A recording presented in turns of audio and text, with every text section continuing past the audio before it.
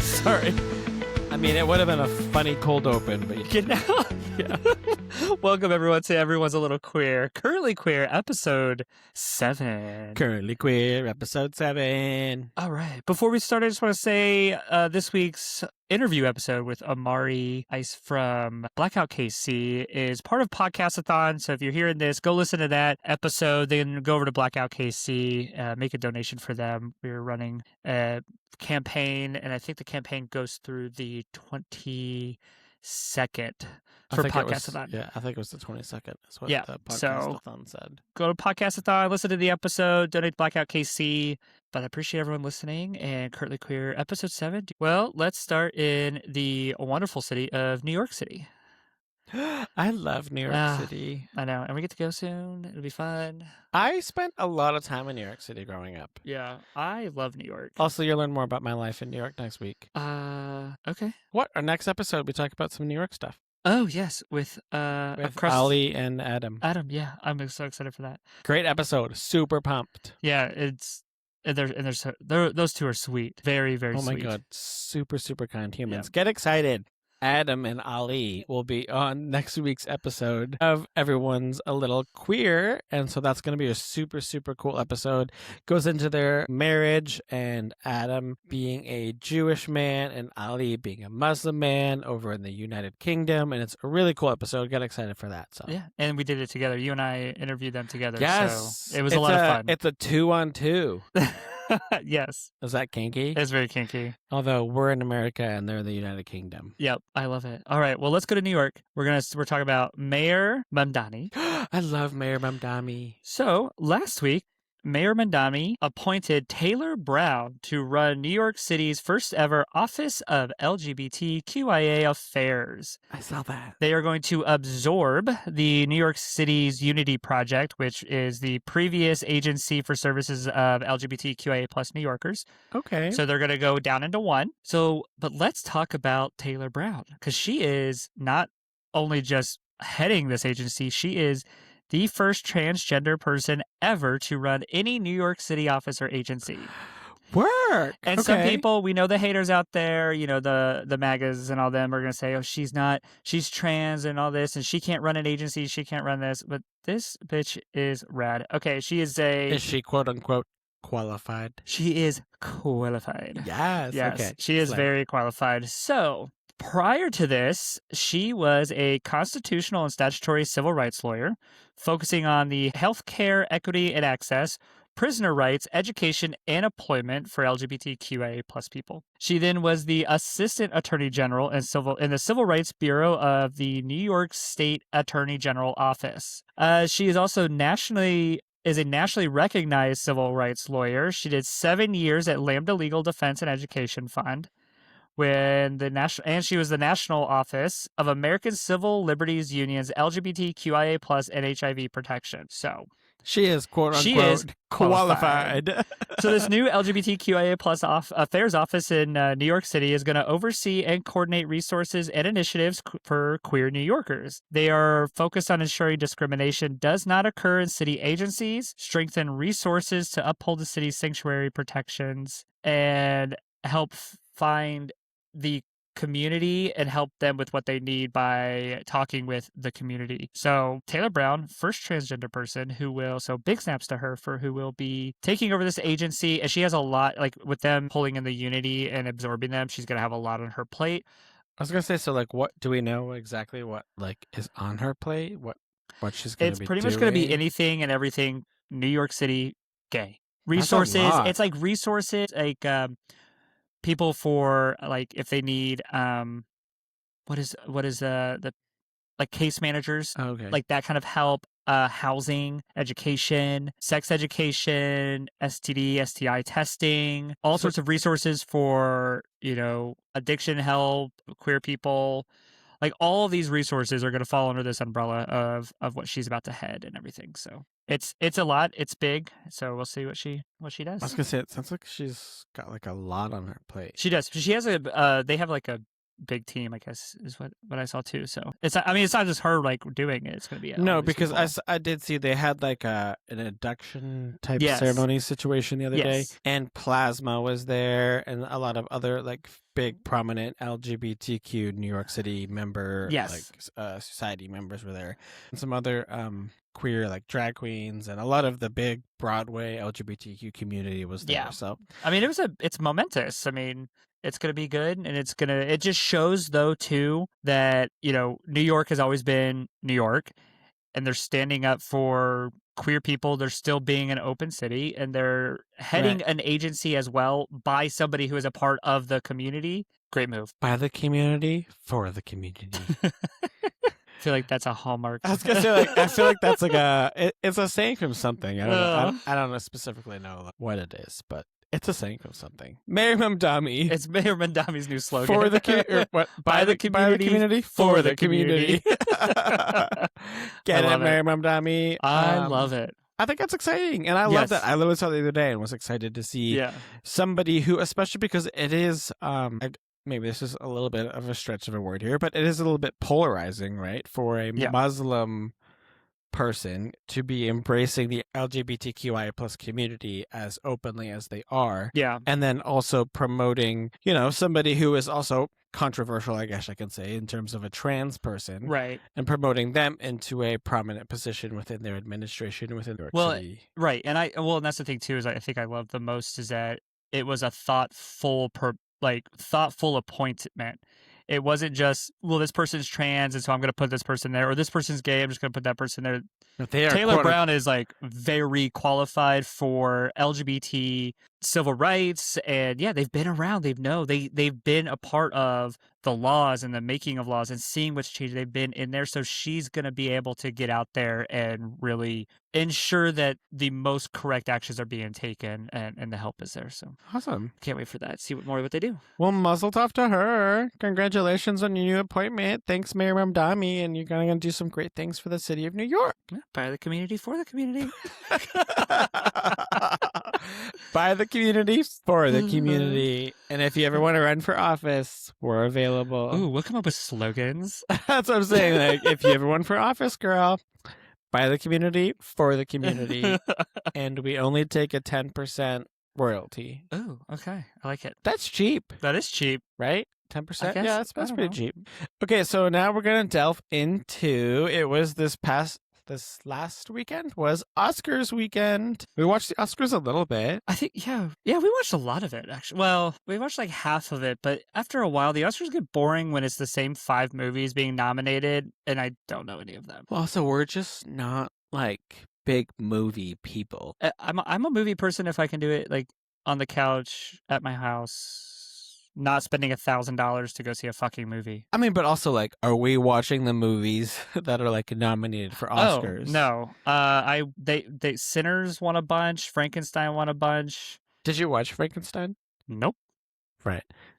Nothing against any of these movies. It's just like I feel like we're not necessarily like, oh, these movies were critically acclaimed, so let's watch them. We want to watch movies that are more. I like rewatching old movies I've seen before, though. Oh, you can watch a movie 15 times over and still appreciate it every single time. Yeah, exactly. Where I'm the person that's like, I've already seen that. Why would I want to watch it again? 100%. I love I rewatch movies all the time. I'm rewatching the John Wick series right now. And I'm over here like, I've already seen this. But there are like Legally Blonde, could watch it 10 times over. Bend and Snap. Like specific movies, like Sweet Home Sweet Home Alabama 10 times over. So maybe anything with Reese Witherspoon I could watch 10 times over. Gay. No. Tell me you're gay without telling me you're gay. I love it. I support it. I'm here. I support it. I don't know. Like, I'm not somebody who's gonna watch like super critically acclaimed movies. That being said, I really do want to watch Pillion. No, that's going to be next year's in terms of critically acclaimed with Oscars because it was a 2026 release. No. I'm all about watching movies. It's just like I also just don't care that all these people are winning awards for movies. I did think it was really cool they added the casting person as like their own little category. So that was cool. Yeah, it is cool. Like But they are being a also- little bit more diverse. No, they're not. But also like I mean in terms of like their categories. I mean, Sinners, I will say this. Sinners won a shit ton of things, though. Did you watch it? Did I watch Sinners? No, I haven't watched Sinners. I don't know what it's about either. I was gonna say I don't even know what it's about. I think it's about... Sinners. No, it's like... I think that it's like a... I can't even tell you, to be honest with you. Anyway, I don't know. I saw the makeup and stuff. Looks kind of creepy, too, so... Well, let's focus on the Oscars in terms of some positive. Not that the Oscars are negative, but like, Yeah. let's focus on some The community. winners. No, I'm not even doing that. We're focusing on community outreach. Let's do it. I love that. So, this year's Oscars, every single year for the past over 3 decades, Elton John has hosted the Elton John's annual Oscars viewing party. This year, Elton John and their Oscar viewing party raised $10.6 million to help end AIDS. Yes. So Elton John has an annual Oscar viewing party in West Hollywood, and this year they raised $10.6 million for the HIV/AIDS research. Mazel tov to them. I love that. I so saw let's that email. I know. Elton John, I love them. They've been doing this since the 1990s. Yes. So Elton John this year was the 34th annual viewing party hosted by the Elton John AIDS Foundation. The event hosts actors, musicians, and other advocates, and one of the most influential charity events of the Oscar weekend. Because the Oscars are like, they have like the ceremony, but it's more of like a whole weekend of events. Yeah. Right. And so they do all these parties and everything. Yeah, there's like parties all throughout the whole weekend. But this is the most influential charity event that takes place. And this year it was held at the West Hollywood Park. The annual event blends celebrity glamour, quote unquote, a mission that had defined the event for now over 3 decades to end the AIDS pandemic. This year was hosted by Elton John, as usual, with his husband, David Furnish, along with Neil Patrick Harris and David Burtka. I love it. Mazel tov I would to love to go them. to that. Could you imagine? I mean, look, I donate every 3 months to the Elton John HIV/AIDS Awareness Foundation. Yes, you do. I do. So that's my ticket. I bought a ticket. That's my ticket. Where's my Elton, reach out to your invitation? me. It's still in the mail. It Oh. just hasn't shown up yet. Well, but that doesn't surprise me. the USPS, yeah, They're running out of money, girl. The USPS, it'll be here soon. She's just not currently here yet. But anyway, so this serves as a major fundraising engine for HIV prevention, treatment, and care worldwide. The event began in the early 1990s during one of the darkest periods of the HIV/AIDS crisis. This year, some of the attendees were, of course, the one, the only Miss RuPaul Charles.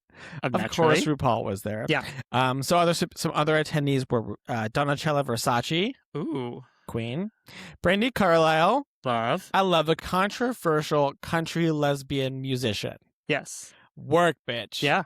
Well, who else do we have? Melissa McCarthy, Love her. Dua Lipa. Dua Lipa. Yes. Dylan Efron.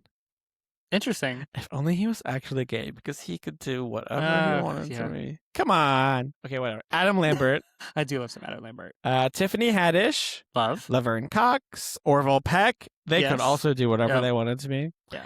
Colton Hayes and Love. Patricia Arquette. And there were a lot of others, but those were just some of the ones that kind of Yeah. grabbed to my eye a little bit. I love it. So do you know who Lola Young is? No. Okay, just pretend you do. Okay, I do. Oh my god, I love them. So Lola Young is a British singer-songwriter, and they delivered the night's headlining performance. Oh, fun. I've heard of them. You've heard of Lola Young. So Yes. Lola Young is a British singer-songwriter who delivered the night's headlining performance. They said that my generation didn't live through the height of the AIDS epidemic. She said that means we have a responsibility to speak up for the people still fighting to live freely, especially the LGBTQ plus communities who have led the movement from the start. So all in told, the funds that were raised at the event will support HIV prevention programs, expand access to treatment, and combat discrimination against people living with HIV. Stakes remain very high because apparently, did you know this? That globally, someone still dies of AIDS-related causes every single minute. Yes. I didn't know that. Globally, yeah. Well, when you look at globally, yes, because especially with the amount of healthcare and budget cuts to HIV/AIDS prevention and medication and just diagnoses that's been happening not just here in the States but in the UK and all throughout. People are kind of like, it's a lot in Africa where that it is still a prominent. It is still an epidemic out there, and we've cut a lot. So yeah, that I think part of it though too that they don't specifically get into in terms of the Elton John Foundation and the $10.6 million that they raised, but I do think that it is more important also when you factor in that like USAID got cut substantially under the new Trump administration. So those funds that were going to support HIV and AIDS medications and support some of these communities and a lot of these third world communities where HIV and AIDS is prominent, that they're not getting that support anymore. Right. To me, the funding and these foundations that are raising these monies are more important now than they maybe were 3 or 4 years ago. Well, not that they're not anymore, but they're more prominently important because we have to make up for some lack of funding that we're not getting out of USAID anymore. Well, and we talked about in other episodes and other currently queer episodes that, we were 10 years from pulling the HIV/AIDS crisis off as a epidemic or pandemic, health crises. And with all of these cuts, we have now prolonged it. Correct. To pull it off of that list and every day, obviously you and I, being a part of the queer community, I look at this stuff all the time. I'm constantly looking at HIV and AIDS care and donations and what we can do because it is still such a prominent thing. And it is still, you have people daily that are diagnosed with it, that are, dying from it, like you said. But when you're so close to a cure, and there's been 4 now, I believe, I want to say 4 or 5 people in overseas through testing and through medication and everything that they have shown an eradication of the HIV virus. We're this close. You are this close. And then you start cutting funds and the government starts cutting funds. And so having somebody like Elton John use their platform in such a way that, and I'm going to tell you right now, if you get on that newsletter, Elton John, like once a week, is emailing about. Oh, really? Oh, yeah. Like it emails all the time, and it's just constantly being, hey, here's this. And so, yeah, they ran, through that, $10 million in a weekend or a week is no, that was just through one specific event. Yeah. So one event, but throughout the year, he raises so much more. It's amazing. And most of the money that they raise through that or that specific event is they have a silent auction with all kinds of ridiculous silent or auction items and some of it is a silent auction, and there's also like a live auction with some bougie Los Angeles like auctioneer. And some of the things they're auctioning off are like, mazel tov to the people who are attending because they're the ones who can afford to pay and. Sure, they're getting their tax write-off, but you know what I mean? Like, at the end of the day, it is still for a good cause, and they still raised, in one night during Oscars weekend for that viewing party, they raised $10.6 million, which is going to save, honestly, hundreds, if not thousands of lives in some parts of the world. 100%, yeah. So, mazel tov to Elton John and the Elton John AIDS Foundation and their party during the Oscars weekend, and I wanted to spotlight them and everybody who attended and donated to the cause, including husband who donates how many times a year? I do every 3 months. So what's that? 4 times a year? Yeah. Quarterly. I do quarterly. He's a quarterly donator. I am. Muzzle tough. Okay, so I just thought that was something fun to spotlight. And, the Oscars are like this quote unquote big thing every year, but there is, besides just the people who are winning their awards and the movies, it's nice to spotlight some of the celebrities who are also putting in their time, effort, but also their money towards a good cause. A good cause. Can I piggyback off that real quick? Yeah, go, sweetheart. Okay. So, let's stick with it with donations and stuff. Kansas City AIDS Walk. It is the AIDS Walk, kansascity.org. That is Kansas City's big organization for HIV/AIDS awareness. They do a walk every year. I think the walk's already passed, but then they do also an open where they raise money. Last year they raised $35,000 just here in Kansas City for HIV/AIDS awareness, care, treatment, testing, everything. So you can go to ASWACKansasCity.org. There's a donation page if you want to donate there. That's more local. So instead of doing like a national or a global kind of donation, if you want to feel more local, which we love being local and being within Kansas City, you can do that as well. So there's that there. On my second news story here, I just wrote big fuck you to the Trump administration. Okay. Well, that's just how this, that's how this is going to come across. So, you don't have to tell me. I love a good fuck you to the Trump right. administration. Yeah. So, Jefferson County School District, second largest school district in Colorado, stood up for trans students, even with threats of funding cuts from the Trump administration's Department of Education. So wait, so where's Jefferson County specifically? Is it like a suburb of Denver or something? I think so. Yeah. If it's that big, I would assume so. Yeah, Okay. I think that's where it's at. Okay. Jefferson County School District has 75,000 students, 145 schools, and 14,000 staff. Yeah, they've got to be Denver. Yeah, it's like somewhere around Denver. So amongst all of this and funding, and we know funding with schools and teachers, and we have lots of friends who are teachers and we love them and well underpaid to deal with all the other bullshit they have to deal with. Facts. There's a reason that I could never be a teacher. It's other people's kids. My patience are pretty small to begin with, let alone. Yeah. I could never. So last week, the Department of Education nationally demanded that the school district... Are they still a thing? The Department of Education? Yeah, but it's Didn't like... you try to get rid of it? They try to get rid of it, but I think the course said no, and there's like 8 people that might work there now. Okay. Sorry. Sorry. They demanded the school district stop recognizing trans students' gender identities and ban them from restrooms, sport teams, overnight accommodations, and any other associated rights given to non-trans students. Fun. The Department of Education... So stupid.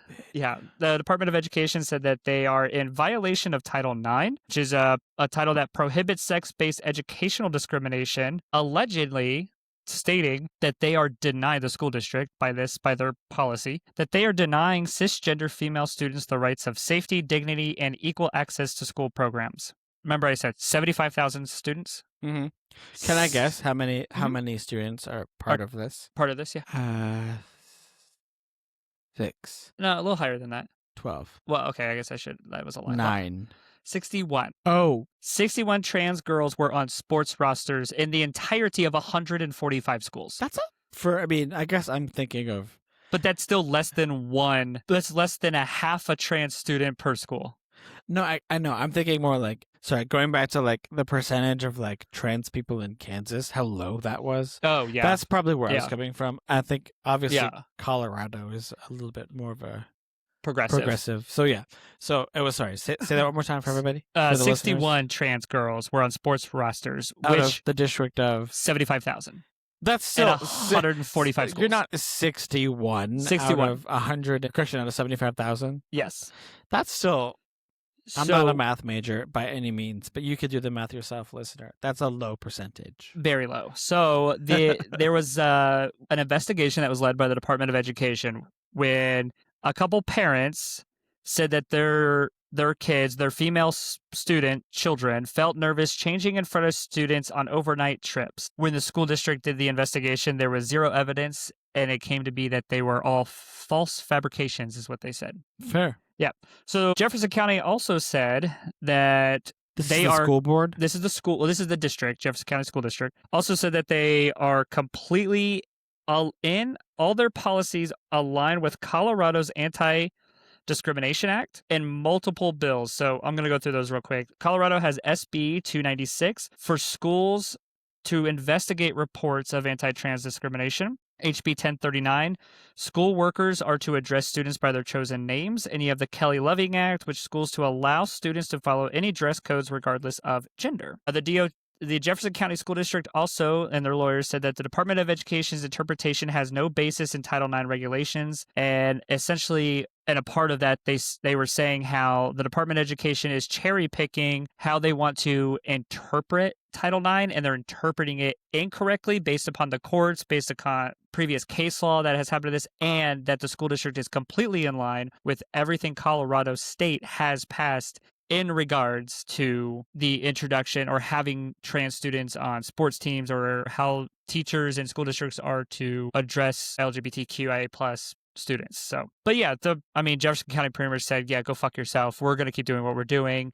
Good for them. And yeah, which I thought was wonderful. They do, however, Colorado, I know we always say go to vote.org, register, and vote. So until you vote and until the election cycle's over, you're probably going to hear that a million times. But on the ballot in Colorado in November, they're asking the voters to weigh in. It is a statewide anti-trans sports ban. And there's, I think, like 27 states that have something similar to that. Colorado in November is having theirs as well on the ballot. So that is something, if you live in Colorado, you listen to Colorado, to be looking out for there. But it's nice to see like a school district standing up for trans people, for queer people, allowing them to live how they see themselves and getting through school. Because let's be honest, we all know high school sucks for anybody. It's a tough time.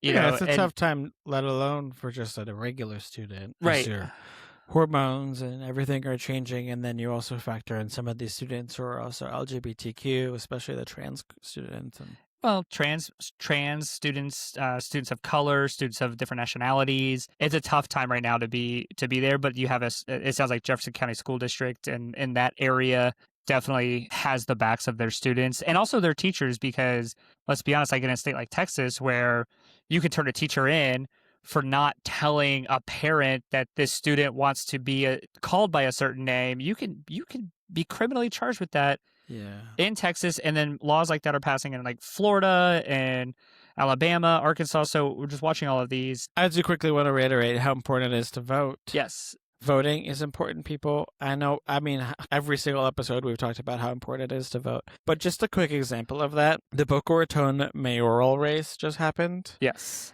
So it was a tight race. Listen to this, guys. It was like pussy tight. Andy Thompson, a Democrat, flipped the Boca Raton mayor's race as a Democrat from Republican for the first time in, honestly, I think over 20 years.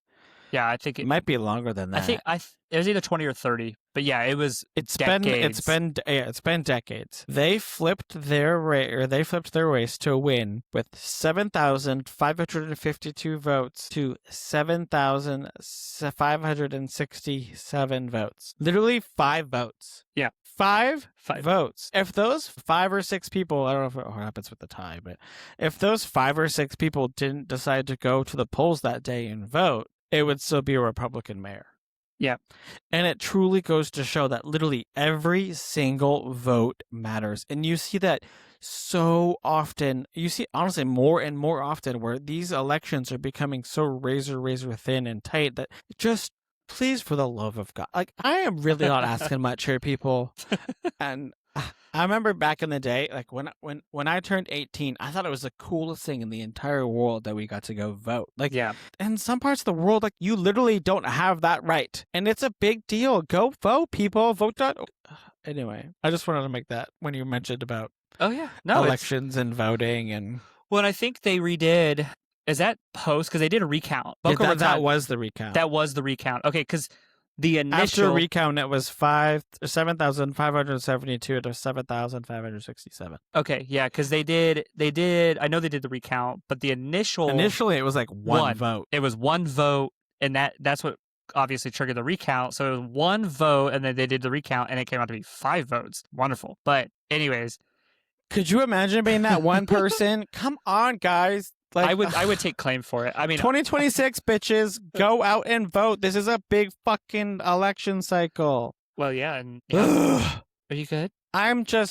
Yes, I'm good. Okay. Just please vote. Okay.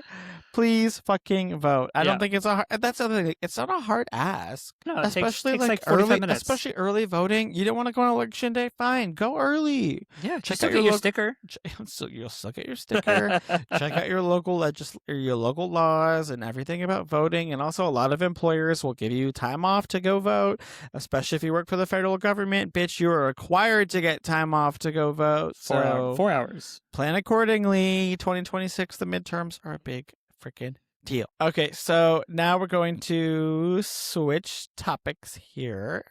Let's go to the one, the only do you know about drag superstar sensation, the one, the only Miss Patagonia? I mean, besides they are so much more wilderness than I ever could and so much more manly than no. I mean, so Patagonia, they are a drag queen, but they are also absolutely freaking gorgeous. Yeah. So, drag superstar and activist Patagonia is being sued by outdoor retailer Patagonia. So, everybody who's listening, all our listeners out there, you're going to have to kind of keep track here because we're going to talk about Pattie Gonia, the drag queen, and we're also going to be talking about Patagonia, the outdoor retailer here. I think we should just say Pattie. So I have in my notes here kind of tried to split it up a little bit so we can all keep track of who specifically here we're talking about. All right, everyone, get your flow charts ready. Here we go. yeah, right. So drag superstar Pattie Gonia is being sued by outdoor retailer Patagonia. And that's the other thing. So there's Pattie Gonia and Patagonia for trademark infringement.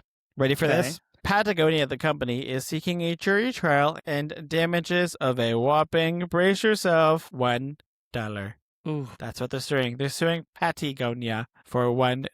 So they're not suing for loss or damages or anything like that. They're more suing to just... I'll get into it. Out of principle, this is more of a principle type lawsuit. So yeah, we're really gonna get into it here.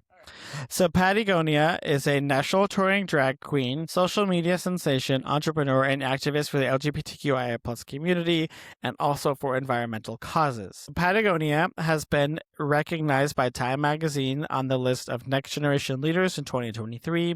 In 2024, she was named Traveler of the Year by National Geographic. The inspiration behind her drag name came not from the famous outdoor brand, but actually came from the famous South American region, Patagonia. Oh, okay. Not the brand. Yeah. Her drag name came from the region in South America, which I believe is mostly in Chile and Argentina, of the region of South America, Patagonia. Gotcha. Let me take note. Not the brand, the region. I got it on my chart. I'm writing it down.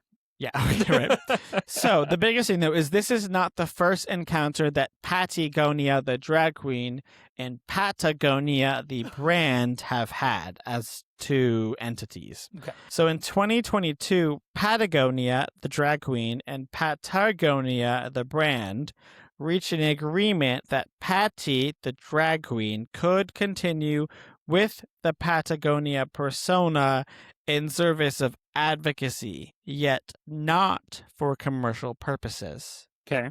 So a big aspect of Patagonia, the drag queen's persona, is they do a lot of advocacy for national parks and the world and the climate as a whole. Like wildlife and everything. Correct. Yeah. And so back in 2022, Patagonia, the brand, was like, work, like, because they're also a fairly progressive company who wants to, put forth efforts to help protect America. Or not just America, but protect the earth. And they are very progressive in terms of global warming and all of those kind of like advocacy efforts. So the biggest thing that their agreement in 2022 was, so they agreed that they could use their brand for advocacy efforts, but not commercial purposes, aka like she couldn't sell stickers or t-shirts or merchandise to rifle off of the Patagonia company logos and typeface and such like that. Yeah. I mean, that's fair. Right. It's fair. Yeah, I get that. Well, in 2025, Pattie, the drag queen, applied for a trademark with the U.S. Patent and Trademark Office for the exclusive rights to the brand Pattie Space Gonia. Okay. Pattie Gonia, aka Pattie Space Gonia, Gonia. Yeah. That's their drag persona. Pattie Space Gonia. So they go on here to state their patent they applied for was for, quote, for among other things, apparel, online marketing services, promoting public awareness of and motivational speaking services in support of environmental sustainability and LGBTQIA plus equality, organizing community sporting and cultural events, organizing, arranging, and conducting trail and hiking events, entertainment services in the nature of live musical performances and music recordings. That's what they did in 2020. That's what they applied for through their patent, through the patent office. Well, when that patent was filed, Patagonia, the company, said, no, ma'am. Yes, I can see that. Specifically because it was like, well, hold on. Back in 2022, we made this agreement that it was specifically for advocacy and not to contain commercial purposes. Right. And now all of a sudden Patty's in here like, hey. Well, yeah. So long story long, Patagonia though is like they support a lot of the advocacy that Pattie Gonia, the drag queen, is doing in terms of, Yeah. I mean, literally 2 months ago, they walked like 2,000 miles out in California to raise hundreds of thousands of dollars, and they did so in drag Right. to raise hundreds of thousands of dollars for some conservation program out in California. So Patagonia, the brand's response to the filing of Pattie Gonia, the drag queen, they state the trademark application reflects Patagonia's departure from discrete use of persona to engage in activism and confirms the defendant's intent instead to launch a wide-ranging commercial enterprise under the, quote, Patagonia brand. The enterprise contradicts the defendant's prior promises and appropriates Patagonia's brand and identity in a way that has already confused consumers and will continue to confuse consumers in Patagonia's role in producing or sponsoring Pattie Gonia, aka the drag queen's products, events, and public appearances. So, like, I totally understand it here, and I do think Pattie Gonia, the drag queen, is walking a little bit of a fine line here because, especially after the agreements that they had already made back in 2022. Yeah. But I also see her side of things where, like, they want to continue to grow their brand. And Pattie Gonia, the drag queen, has become very, especially having not been on RuPaul's Drag Race. Oh, yeah.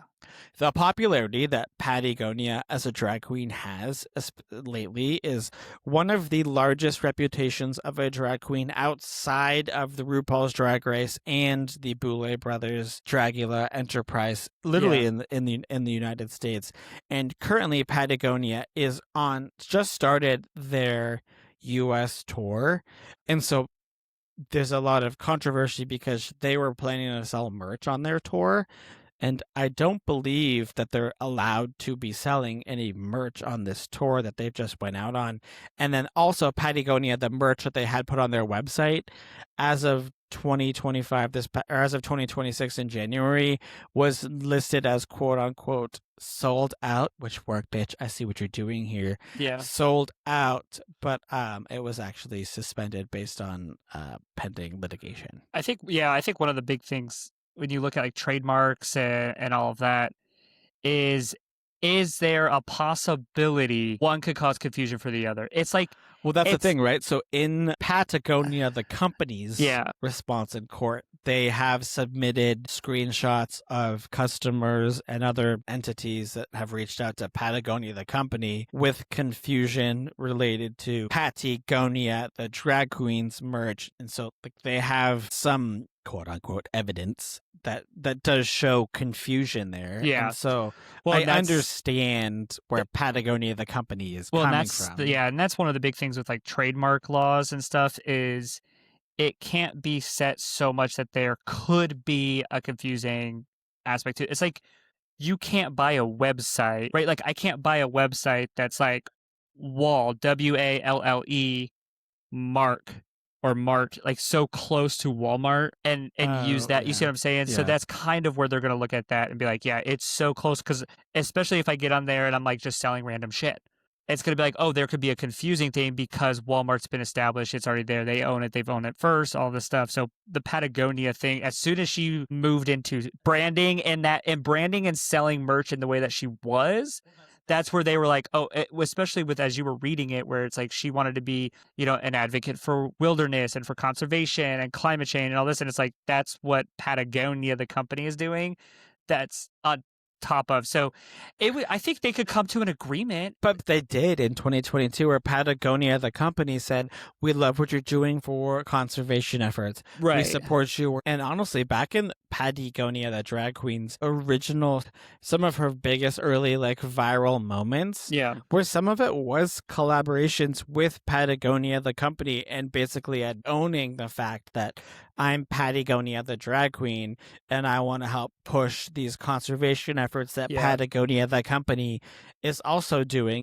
I think, unfortunately, for Pattie Gonia, the drag queen, she kind of set herself up. I think she gave too much away in that 2022 agreement. Like there should, like that's what I'm saying is I think if they went back now, okay, so they do this, whatever, she pays $1, move on.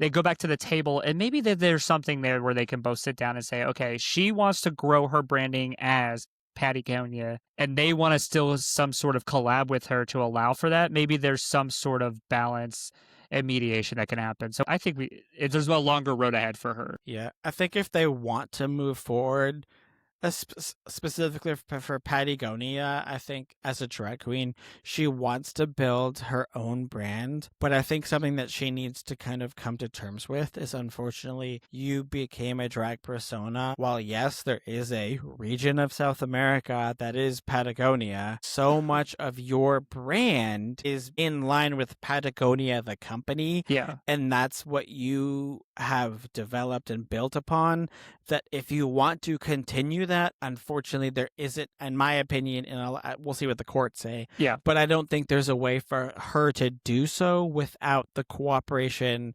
and partnership without Patagonia, the company. Right. And I think it was a little like, oh, shady. Sorry, Patty, but it's a little shady that you tried to. I mean, it definitely is. And like I said, I think we'll see what the courts say. And I think it's in the next year, we'll probably see either a rebranding by her.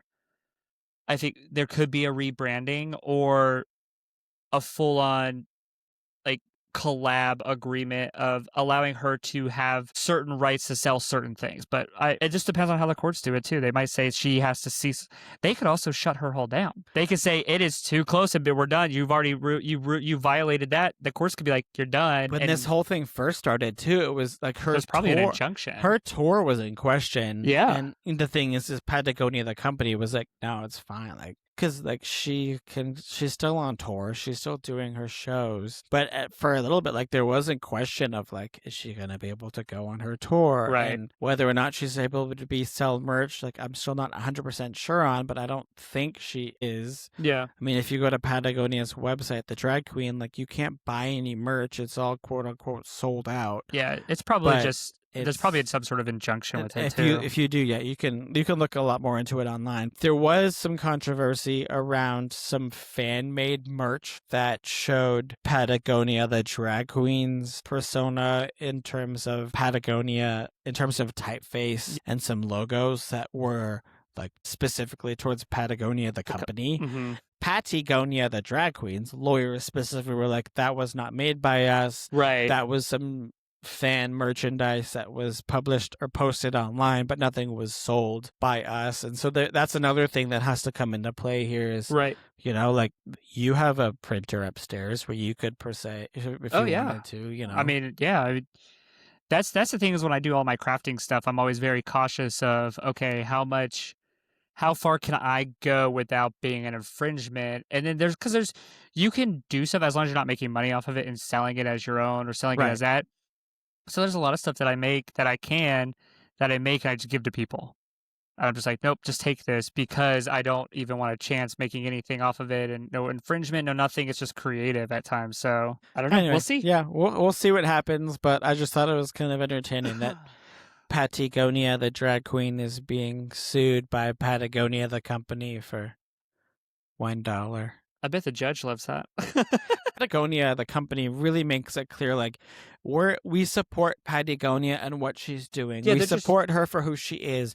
We're not coming after her for being a drag queen. We're not coming after her for being a part of the LGBTQIA plus community, because Patagonia, they're super big. They donate millions of dollars a year to conservation efforts, and they're not trying to come after her for what she is. But the biggest thing is that they can't ignore what she's doing. You can't ignore her, but then also come after somebody else for a similar thing. They're just protecting their brand.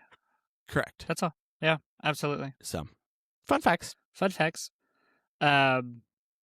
Also, Patagonia, if you ever come to Kansas City, like, love you girls, still want to come. Oh, yeah, 100%. Okay, let's, fun facts. Let's talk more fun facts. Ish. I mean, fun for me. I thought fun fact, but, okay, so 60-year-old British man. 6 or 60? 60. Okay. 60-year-old British man joined the army back when he was younger, and he was accused of being gay in the British Army, obviously back when it was definitely frowned upon. Did they have a Don't Ask, Don't Tell? Or is this way before that? This is well before Don't Ask, Don't Tell. So he's in the British Army. Stephen Waring was asked to come into his commander's office when he was in the military, relatively new into the military, was asked, and we learned this, and you guys will hear it on our next episode with Adam and Ali. The commander asked him, "Why are you a poof?" Essentially, like, "Why are you gay?" kind of thing. He was denying the accusations and everything like that, and he even had a girlfriend at the time. But he was accused of homosexual acts. The Army told his parents before he could tell them what happened. Nuh-uh. His father stopped speaking to him until his deathbed. What? Yep. He was coaxed into signing discharge papers. So then the military, the British Army, he's tried to go back and essentially sue the Army for it. And they said, well, you signed them voluntarily, so you are not owed anything. No. Because he was coaxed into signing them. So this got me down to a rabbit hole of... You love a rabbit hole. I know. I went down this rabbit hole. So what he was essentially trying to do was he was trying to sue for like slander or defamation. He's now 60. He's had 3 children, not gay, but was accused of being gay. Oh, he's not actually gay. No. Oh, wow. Okay. Okay. So, are we sure we're not still in the closet? I didn't see anything about him being gay. So he's just He's just a straight, little bit of an effeminate man. Yeah. So this got me down the rabbit hole of slander and defamation with the LGBTQIA plus community, and here in the States, because obviously this was, again, like I said, this was a British Army. They have different laws. They have different things, but it has not changed over there, where it's not considered slander. And there's so here's the first court case. It's Yanti v. Mincola, 2012. Yanti. And then Laguerre v. Maurice, 2020.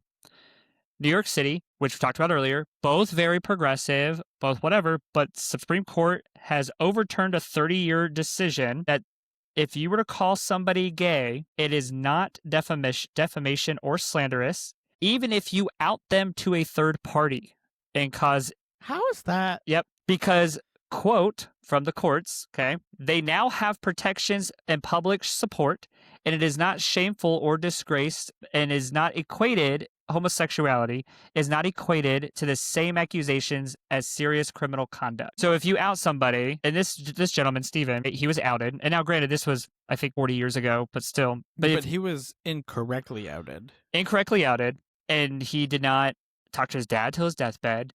It affected the fact that he would be retired with a good pension out of the military, but it wasn't slanderous because, in the eyes of the courts now, it wouldn't be slanderous or defamation because it's not the same as a serious criminal offense. And I bring this up, the complaint in both those cases here in the States did not adequately allege extreme or outrageous conduct sufficient to support the plaintiff's claim of intentional infliction of emotional distress or special damages to support the prima facie of a tort claim. So I bring this up because with all the attacks, we keep this in mind, with all the attacks on the administration to the LGBTQIA plus rights, and especially with the amount of states passing bathroom bills on just bathrooms, with anywhere that someone can claim that they're trans, or look at Texas where you don't even have to have any sort of, and it's not just queer people either. There's some states that you can just say, I think that person had an abortion. Oh yeah, that's true. Yeah. Right? And there you go. So it kind of starts to got me thinking of possible, what could, not to say it could be slander or defamation, but what could you do? And I would definitely have to do a lot more research into this, but what could you do if somebody did that? Or with like Kansas, the state of Kansas in their bathroom bill now, where essentially anybody could just be like, that person's trans and it should be in that bathroom, and have that person a Class B misdemeanor. That's a serious criminal offense. Yeah. So if it comes that that person is not trans or not gay or using the correct bathroom, do you then Can you sue them back? Can you sue them back now? Right. Under slander or defamation of character? Because if it's going to be a Class B misdemeanor for a trans person to use that, does this, I mean, and this was the Yanti and the Laguerre cases. The Laguerre one was in 2020 or 2022, but that one reaffirmed essentially the 2012 case. So 10 years, about 8 to 10 years later, saying, yeah, if it's not a serious crime, gay people are liked, and here we go, it's fine. Okay, I mean, I get it. If you walk up to somebody like, oh, you're gay or whatever, or you're lesbian or whatever, fine, move on with life. But if it's so bad that you're calling somebody out and now they could be charged with a Class B misdemeanor, which is a lot of the states that are passing these bathroom bills, or driver's license with the sex identification and stuff like that. Right. If you're calling people out like this, at some point in time, they're going to call the wrong person out. Which then, does that person then have a right for retaliatory, like to sue them back? I don't know. Nobody, because obviously we haven't seen it yet. All these bills are just now being enacted within the last month and a half, so it hasn't hit the road. And again, as we've talked before, it mostly is going to affect a very, very minute, less than 1% of the population. So are we going to see that? I'm going to keep an eye on that stuff, but I'm curious if any of these cases kind of happen. But I would love to see a wrongfully claimed one and see how that's taken care of. I never thought about that. Yep. Like the inverse of it, right? Yeah. So that is interesting to think about. Like say somebody's like, "Oh, you look trans," when you just, or say me. Like I like to wear, like last night, I wore my boots, I wore my jacket. Like we went to the show. If I go into the men's restroom to use the bathroom and somebody wrongfully claims that I'm trans because I'm wearing boots and my sequins jacket, do I have a right then to? I wouldn't say retaliate. I think that's a strong word, but it is. It's retaliation of suing them back. It's more of a wrongful defamation suit. Right. And it is a tort claim. So can I then charge them or file a tort claim in civil court for that? Wow. Yeah. Mm-hmm. Something to think about. Anyways, fun fact. You can be called gay and it's not defamation. Wait, what? I mean, you could be called gay. Like somebody could just call you gay. Yeah. Okay, and it's not defamation. It's not slanderous, which obviously, but like. What if he didn't sign those forms? What would have? I probably would have kicked him out. You think it would have been not like But that's the thing is, like, what's I felt the word? Like he wouldn't have been like It wouldn't have been an honorable discharge. It would have been dishonorable. Probably, yeah. Like or whatever the equivalent is. Oh yeah, whatever it is in the UK. But that's fucked up. Yeah. Oh yeah. I mean, you essentially ruined this guy's life, and the fact that our parents before, and now different time in life, different era completely. My thing though is if he like wasn't actually gay, like why wouldn't you tell your dad I'm not gay? His dad just the army told him. It was a different time. It's like if MAGA told a MAGA follower that like right. When you're so far in the cult, you just listen to the cult without listening to like cult reality. Cult daddy, tell me more. Daddy cult. Anyways, but that's all I got. Some good stuff today. Well, we're really going to switch topics here. We're going to go to RuPaul's Drag Race. The best woman wins. No, they changed it to drag queen. They changed it to drag queen. Trinity. Shout out to you, Trinity. So we're going to go switch to some Drag Race. So Drag Race Season 18 is currently airing. So for those of you who are not up to date on RuPaul's Drag Race, spoiler alert! Spoiler alert! Are you gonna spoil it for me? No. No, we're up to date. Yeah. So Kenya Pleaser, unfortunately, was just eliminated after the toast, aka roast, of Alyssa Edwards. But so since then, there's been an interview with Out.com where Kenya Pleaser calls out some designers who abandoned her ahead of Drag Race. What? And I know, husband, you were somewhat critical of Kenya Pleaser's looks on the runway. There were some looks I did not care for. So Kenya Pleaser is from South Carolina, but like the remote part of kind of near where my parents' second house is outside of Greenville. But like I forget specifically where they're from, but they are from South Carolina where there's not like, a large prevalent, like it's not like you're in New York City where you're a drag queen. You look like I got a picture from Drag Race. Let me reach out to some designers and like, boom, let's go. And so Kenya Pleaser did an interview with Out.com after they were eliminated. So apparently there was some drama in terms of getting ready for this season. And they stated that preparing for the competition was one of the, quote, hardest things they've ever done. Many fans may be unaware about how stressful it is to prepare for Drag Race as a contestant. So the selected queens must put together the entire runway package before traveling to LA to film. And it is often extremely complicated, expensive, and also a very time-consuming process that they have to accomplish within a very short amount of time. Right. So, contestants on RuPaul's Drag Race, fun fact. This is just like a fun fact for everybody here who, because a lot of the LGBTQI plus community who follows Drag Race, like, it's literally like our Olympics, but they happen twice a year for All Stars and the regular. Like, it's a big deal. Canada, And UK versus yeah, the world. you also have Canada, UK versus the world, UK, Drag Race Down Under, Drag Race Canada, Drag Race Hispania, Drag Race Philippines. If you're a member of 1% Plus, you can really watch it all. Like, you could literally, in theory, watch Drag Race, all of the different seasons and all the different series that they have. You could watch it nonstop now on a continual loop, just of the amount of different series that there are around the entire world. So it's like Drag Race is a huge freaking thing. But what a lot of people don't understand, specifically for Drag Race here in the United States, is that contestants on RuPaul's Drag Race typically have a very limited amount of time to prepare their looks before filming. Oftentimes, based on testimony from previous contestants, they get the final category list only 18 days to 3 weeks before they're required to enter the workroom. Jesus. So there's no way that you can, and you have to go into this like you're going to make it the whole season. Yeah, you have right? to have every look. So you have to have every look put together. And if you only have 18 days to 3 weeks to put together an entire series of looks, you cannot do that by yourself. Right. Yeah. I mean, even Q in Kansas City, who literally is a seamstress, had to rely on others to help them. You have to. And that's why also, though, going on Drag Race can become so expensive because you can't do it all yourself. Whether you're a seamstress or not, a lot of it is going to rely on you to reach out to other designers to make these looks for you. So can you please went out to out.com that my run on Drag Race was very polarizing. I had some good moments. I had some low lows. So like they know, honey, when you were saying like wolf, like they know. It humbles you in a way. I'm on the show that shaped me as a black queer boy and I bombed, but bitch, I did it. I showed up to work and I just had fun. I don't think they bombed. I don't think they bombed. Could your lip sync's been a little bit better, even in like the Rusical or the Showgirls or anything like that? Like, yeah, you need to learn the words for these lip syncs, and you need to do more than just like mouthing the word watermelon over and over again. I was gonna say watermelon.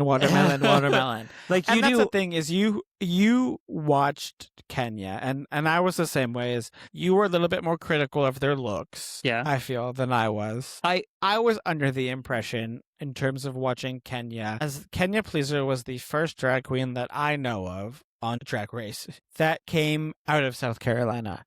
And having such a connection now to South Carolina over the past decade, like that was something that really excited me. And so I wanted them to succeed. And so maybe I overlooked some of the flaws that Kenya Pleaser had just because I wanted them to succeed. And they did make it fairly far in the season. I mean, we're in the top 6 now. Yeah. They got eliminated after they were the 7th out. Yeah. Or top 7 that got eliminated after a double save, which was stupid, but Here's my thing. Yeah, I am sympathetic to her situation. Well, hold on. Can I bring up her situation real quick? Okay. So Kenya Pleaser goes on to state that she ran into conflict with some designers that she tried to collaborate with looks prior to her run on Drag Race. She states, I had problems with my runways and designers, but bitch, I had my suitcases, a big personality, and a smile. Preparing for the show was the hardest thing I ever did in my life. It was a mess getting ready for the show. Fuck you to the people who fucked me over, but I'm damn proud of myself for sure. And so that's the thing. So she admits, like, she got fucked over by some designers, and that's fucking sucks. Yeah. And maybe that's why you were annoyed that she wore the same fucking afro wig like 5 times. But you know what? She still went out and she Look, yes.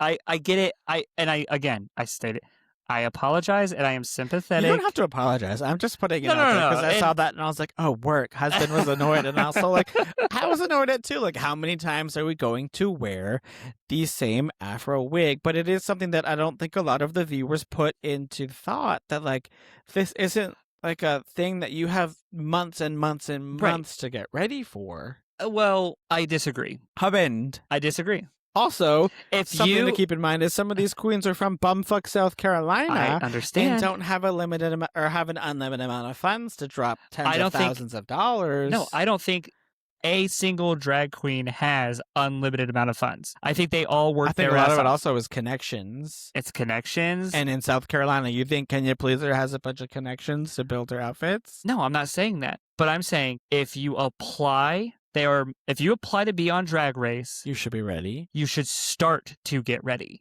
But you don't know what the themes are, honey. You don't need to know the themes. How are you supposed to build outfits when you don't know what the runways are? To build connections, you do not need to know the themes. Okay, hubband. I'm just saying, if you apply and it takes 6 months for you to be notified, that is 6 months of saving money, of finding connections, of finding 2 wig makers and reaching out. In this day and age, start being ready. There's some girls that apply one time, they make it. If you start to apply, you need to start. And in this day and age of online, like social media. She tried to do that, though, and she got fucked over by some bitches. I understand. Oh, and look, sometimes that happens. Sometimes you're going to find some shitty-ass fucking people. She found some shitty-ass people, and she told them, go fuck yourself. And I live for that, because that is definitely her personality. Go fuck yourself. I'm still going to do me. Yes. I was a little critical at times, and I'm sympathetic now knowing, okay, you got fucked over. She tried to do the best she could with what she had. I think she did do the best she could. And she did really well. Some of her looks were pretty fucking bad. I liked her personality a lot. I like how fun she was. She was bubbly. She was and very energetic. And you know who really liked it? Who? RuPaul. Oh, yeah. RuPaul loved Kenya Pleaser, and I would not be surprised if Kenya Pleaser shows back up. I guarantee in All Stars. And if that's the case, I think Kenya Pleaser will be a lot more prepared. Yeah. But I do think that the biggest thing that my takeaway from this article that I think as a listener I want everybody to take away is that, like, you don't have months and months to prepare. You literally have sometimes only weeks to put together. And some of these seasons, we're like 24 episodes in. Yeah. That's a lot of looks. That's a lot, and that doesn't include having to put together also looks for mini challenges and also bringing just extra shit for design challenges. A suitcase of scraps. Yeah, whatever it may be, but like there's a lot that goes into putting together a package for RuPaul's Drag Race, and some of these gays and also some of just the allies of people out there who watch Drag Race can be really fucking mean and critical. And bitch, I've been there. I'm sorry to the queens out there, because like I've been also like pretty fucking critical sometimes. I think yes. And I just I think it's just like when people watch sports, like people are like, how do you not fucking make that yeah. You didn't make that touchdown. Yeah, like how dare you not make that fucking touchdown? And people are so mad that you didn't make that pass, or like how dare you miss that field goal? And like I get it, right? And this is kind of like the gay quote unquote sports that we watch, but I think it's just a little bit sports. I think it's just a little bit of a reminder that like I don't a little come to Jesus moment for the community that like I get it. Let's maybe empathy. give these girls a little bit of empathy and a little bit of a break. That like this isn't. Oh, I mean, I wouldn't want to do RuPaul's Drag Race. Let's be honest. But you're also not a drag queen, honey. No, but if I was, it just sounds like too much work. She did well with what she had, and it is shitty. People were like that. But here's the thing: if she does do another season, if she applies again, if she comes back or whatever, just her being on this season is going to help her get these connections that she needs to have. Good connections. And, I think she's going to do a lot better. I mean, look at like in what is it, UK right now? Kate Butch. Look at her come back. I love Kate Butch. But I like Kate Butch in the original season. Yeah, she was good, but she's even better now. So it's going to open a lot of doors for her, and it does suck. I'm glad she told them to go fuck themselves. I stand by my statements and my comments, but I still loved her personality. But knowing now, I'm like, okay, I can give a little bit of leeway. But what outfits? What outfits? I mean, that butterfly look was bad. It was not good. I thought she got it. Sorry, girl, but I thought she got it at Spirit Halloween. No, that was not Spirit of Halloween quality. I'm sorry. That was worse. Yeah, but anyways, I thought it was entertaining because I didn't know that. And when you go and see articles like that, it definitely is a little bit of a wake up call and kind of puts into perspective the amount of work. Yeah, I get it. Yeah. So, but then also you look at some of the other shit that girls do, and you're like, damn, how the fuck did you do that in that time frame? Like Jane Don't. Are you kidding me, girl? Jane Dont's so talented though. Jane Don't has like everything she touches is just Did you magic. see the drama from Plain Jane? Yeah. How she was like, there's nobody that's going to make it out of the season and become like a... Yeah. Yep. Kenya Pleaser was not happy. Well, Plain Jane is Plain Jane. For those that don't know Drag Plain Race, Jane, yeah. she was even that way. A fucking cunt in her own season. Yeah, that's just her personality. And I say cunt as like a C, like it's not like cunt as like a not in a derogatory cunt, like in a gay cunt. Yeah, is that a thing? Like you're serving cunt, bitch. Yeah, she wasn't though, but yeah, there were a couple times Plain Jane served cunt. Yeah. Oof, yikes. Okay, maybe it's just because she's my boss and queen, but that's probably why. I thought she served cunt a couple times. Okay, she did not do good in the makeover challenge, but isn't that when she went home? I can't remember when she went home. Remember. But anyways, love it. Anyway, just keep in mind as you're watching Drag Race that these girls really go through it, so don't be a fucking bitch. I feel like that's pointed at me. No, I've also been... that's not true. I've also been very hypercritical of some of these girls, and like, that's nothing... And I think also sometimes people need to be reminded that like, it's nothing personal. It's just drag. It is, yeah. I love it. It's not like a Michelle thing. That's what Michelle said, yeah. It's just drag, guys. Yeah. It's just drag. And we need to support our queens and lift each other up. And even if their look looks absolutely gorgeous, or I mean absolutely shit, and even if you totally like fucking don't obey the rules and you pull a Discord Adams and cover your entire fucking bullshit in fucking clothespins, even though they weren't in your box, and everybody says that you deserve to go home because you did deserve to go home, then, you know, maybe we should still maybe be a little bit nice to her, even though she deserved to go home, and that was fucking bullshit. But, you know, Mama Ru, she made her quote, she made her moment, and that's what it is. Should Athena still be here, and Celine and Athena should still be here, and Mia Star? No, Athena Dion when she had to lip sync against the other Dion. Juicy, yeah. Athena and Juicy, that should have been a double save. Then we should have moved on to the next week when it was the design challenge. That would have been after that one. And then the bitch who fucked up, aka Discord, who put fucking clothespins all over, and everybody said that she deserved to go home because she fucking cheated, then she should have gone home. Because let's be real, she should have probably gone home a long time ago. Again, am I a hypercritical? Yes, that is our job as gays watching Drag Race. But also we need to understand they only had sometimes 18 days to 3 weeks to prepare their whole package. I love that just turned into almost like a fashion photo review for you. Boot. Awesome. Anything else, honey? No. Okay. Awesome. Well, like we said in the beginning, everyone, go listen to this week's episode with Amari Ice from Blackout KC, part of Podcastathon. Go to blackoutkc.org, donate for them. And you can find it on our Instagram as well for the promo photos that my lovely husband has been posting. Listen out for our next episode next Wednesday. I think that's it right now. You got anything else?